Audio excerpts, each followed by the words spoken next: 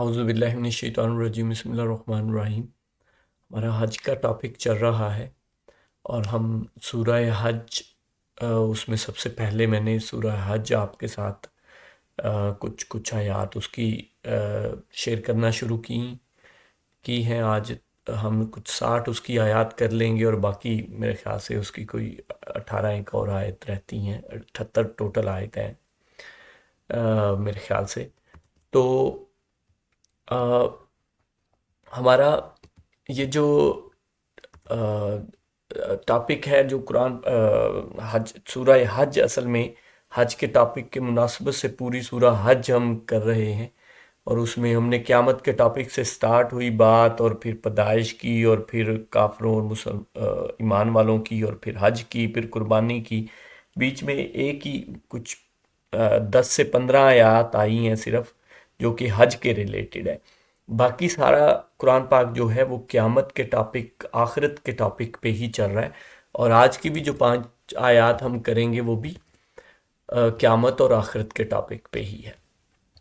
اس سے بالکل پچھلی آیت میں جو کہ 55 نمبر آیت ہے، اس میں بھی ہم نے قیامت کے اچانک ان کے سروں پر قیامت آ جائے گی، اس طرح کی بات دیکھی تھی۔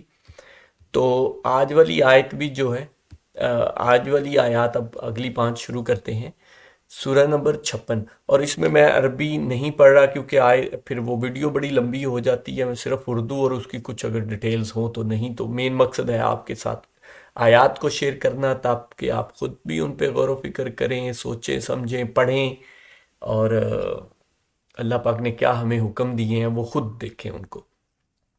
آیت نمبر 56، 22 نمبر سورہ ہے، سورہ حج، اور اس کی آیت نمبر 56۔ اس دن صرف اللہ ہی کی بادشاہت ہوگی۔ یہ کس دن؟ جو قیامت کی، جو میں نے آپ کو اس سے بالکل پچھلی آیت کا پہلے بتایا کہ جس دن قیامت ان کو کہا جا رہا ہے کہ جس دن اچانک ان پہ قیامت آ جائے گی، تو اس دن صرف اللہ ہی کی بادشاہت ہوگی، وہی ان میں فیصلے فرمائے گا۔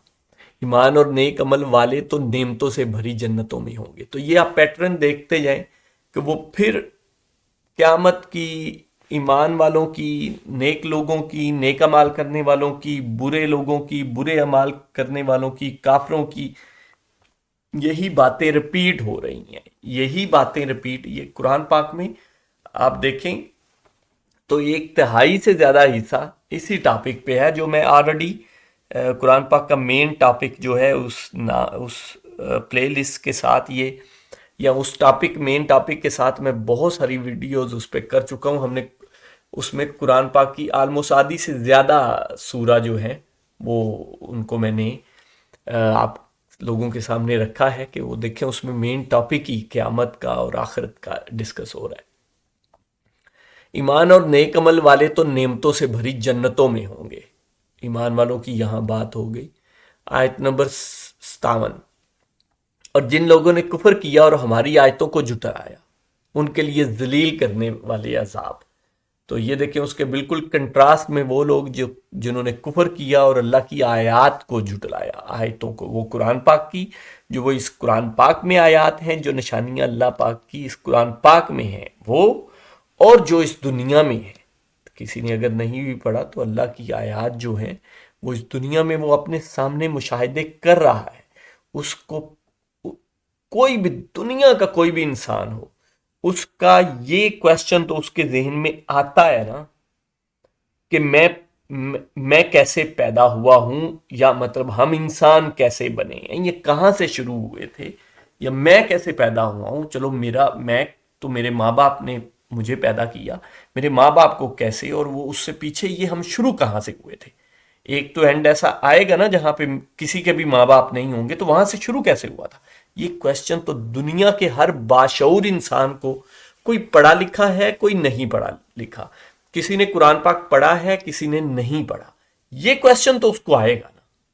اور جب یہ کویسچن آئے گا تو یہ اصل میں توحید کی ہی اور شرک سے بچنے کی ہی یہ ایک دلیل ہوگی کہ یہ جو جس نے بھی کسی نے پیدا کیا ہے، مجھے اگر ہم انسانوں کو پیدا کیا ہے تو وہی ہو سکتا ہے نا جو دوسری چیزوں کو بھی پیدا کرے، کیونکہ یہ ہر چیز ایک ایکو سسٹم ہے، یہ ہر چیز ایک دوسرے سے لنکڈ ہے. تو وہ یہ جو لنکڈ چیزیں ہیں یہ کوئی ایک ہی پیدا کر سکتا ہے نا. اگر کوئی زیادہ پیدا کرنے والے ہوتے تو یہ لنکڈ نہ ہوتی, یہ سنکڈ نہ ہوتی, ایک دوسرے سے سنک ہیں. یہ ایک ایکو سسٹم ہے جس میں یہ پوری ہر ایک ڈیپینڈنٹ ہیں. ہم پہ درخت ڈیپینڈنٹ ہیں, درختوں پہ ہم ڈیپینڈنٹ ہیں. یہ روشنی ہمیں چاہیے ہے, یہ جانور, یہ پودے, یہ زمین سے اناج اگنا, یہ پہاڑوں پہ برف جمنا, یہ برسات سے پانی آنا, یہ ہواؤں کا چلنا, یہ سارا ایک دوسرے سے سنگڈ ہے. یہ ایسا نہیں ہے کہ یہ کسی ڈفرنٹ ذہنوں نے بیٹھ کے بنایا ہو, وہ تو پھر ایک دوسرے سے کنٹراسٹ کرے گا نا, ٹکرا جائے گا. یہ اللہ پاک نے قرآن پاک میں خود بتایا, کہ خود ہمیں یہ بتایا ہوا ہے. وہ آیات کا مفہوم ہے کہ یہ اگر تم دیکھو یہ ایک سے زیادہ بنانے والے ہوتے تو اس میں بہت سارے تضاد ہوتے. یہی قرآن پاک میں قرآن پاک کے یہ ایک ان کے لیے سب کے اپنے اپنے مدار مقرر ہیں اور یہ ان میں سے ہلنے والے نہیں ہیں. یا اس طرح کی بہت ساری آیات ہیں. قرآن پاک کے لیے ایون فرمایا کہ یہ اگر اللہ اس کائنات کے خالق کی طرف سے نہ ہوتا تو اس میں تم بہت سارے تضاد دیکھتے.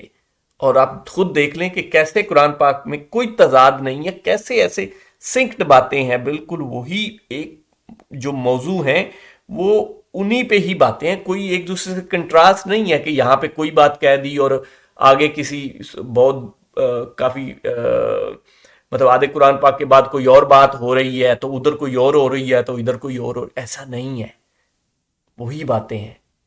تو آپ خود دیکھیں, میں آپ کے ساتھ شیئر بھی کر رہا ہوں.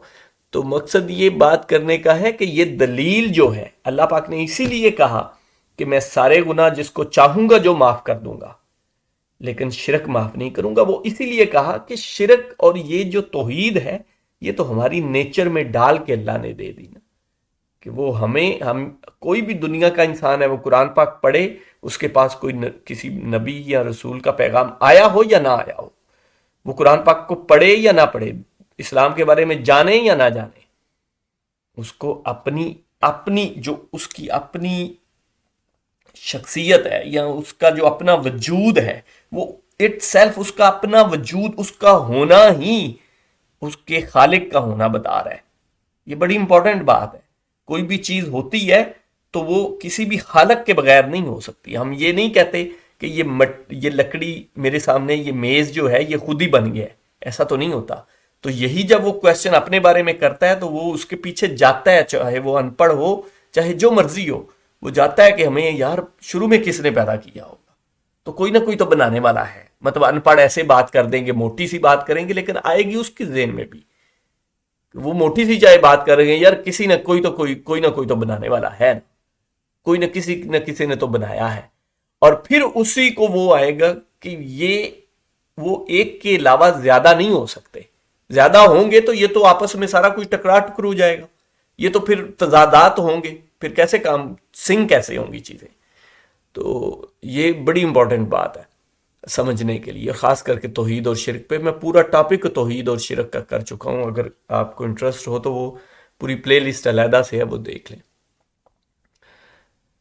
آیت یا بلکہ اس کی خالی چاہے نہیں بھی میری ویڈیوز وہ نہیں بھی سننی تو اس میں سے جو آیات ہیں وہ ضرور آپ خود قرآن پاک میں سے پڑھیں, غور و فکر کریں. مین مقصد ہے کہ وہ ایک کلیکشن بنی ہے, اس میں بے شک آپ ویڈیو اوپن کریں, اس کو پاز کر دیں, اس کے ڈسکرپشن میں جائیں, ہر ایک کی ڈسکرپشن میں حوالہ نمبر ہے ہر آیت کا, وہ ساری آیات کو کلیکٹ کریں, ان کو نکالیں اور ترتیب سے پڑھتے جائیں. آپ کو سمجھ آتی جائے گی کہ یہ کیا توحید کے بارے میں اللہ پاک کتنے واضح ہیں, اس قرآن پاک میں کتنی وضاحت سے بیان کرتی ہے. اینیوے ویڈیو لمبی ہو رہی ہے تو آگے چلتے ہیں. آیت نمبر 58. اور جن لوگوں نے راہ خدا میں ترک وطن کیا پھر وہ شہید کر دیے گئے اور اپنی موت مر گئے, اللہ تعالیٰ انہیں بہترین رزق عطا فرمائے گا, اور بے شک اللہ تعالیٰ روزی دینے والوں میں سے سب سے بہتر ہے. تو ایک چیز یہ ہے کہ جنہوں نے اللہ کی راہ میں کوئی بڑے کام کیے ہیں, اپنا وطن ترک کیا ہے یا شہید ہو گئے ہیں, یا ویسے ہی جنہوں نے وطن ترک کیا ہے وہ اپنی موت ویسے مطلب نیچرل ڈیتھ ہوئی ہے ان کی, تو ان کو اللہ پاک بہت بہترین رزق عطا فرمائیں گے. بہت مطلب جنتیں ہیں، رزق جنت باغ، اس میں رزق ہی ہے نا. اور بے شک اللہ تعالیٰ روزی دینے والوں میں سے. اب یہاں یہ کوئی کوشچن کر سکتا ہے کہ روزی دینے والوں میں سے سب سے بہتر ہے، تو اس کا مطلب ہے کوئی اور بھی روزی دینے والے ہیں؟ نہیں. مطلب دیکھیں، یہ ایک بات سمجھانے کا مفہوم ہے.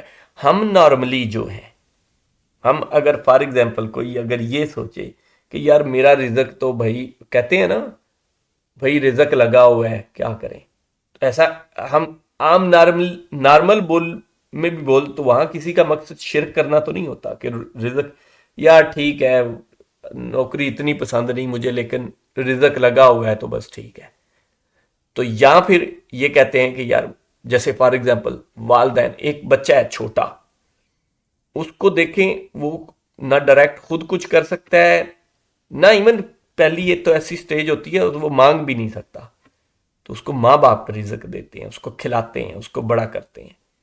پھر اس کے آگے چلتے جائیں، آپ نوکری کرتے ہیں جس کی میں پہلے بھی مثال دے رہا ہوں، یا کوئی کھیتی باڑی کرتا ہے، یا کسی سے کوئی مطلب میں فار ایگزامپل میں اپنے بھائی سے، یا کسی کا بھائی فار ایگزامپل وہ ویل سیٹلڈ ہوتا ہے اور وہ اپنے بہن بھائیوں کو بھی پال رہا ہوتا ہے، یا ان کو بھی ان کا خرچہ بھی اٹھایا ہوتا ہے، یا اور آپ دسیوں ایگزامپلز لے لیں، تو وہ اللہ پاک نے یہ جو دنیا میں، یہ میں پہلے بھی کہتا ہوں کہ یہ جو دنیا میں ہمیں آپس میں میل جول کے تعلقات میں جو ڈائریکٹ وہ رکھے ہیں نا، وہ تو ہم لین دین کریں گے، دیتے بھی ہیں، کھلاتے بھی ہیں، سارا کچھ کرتے ہیں، لیکن اصل میں مطلقاً وہی ہے دینے والا.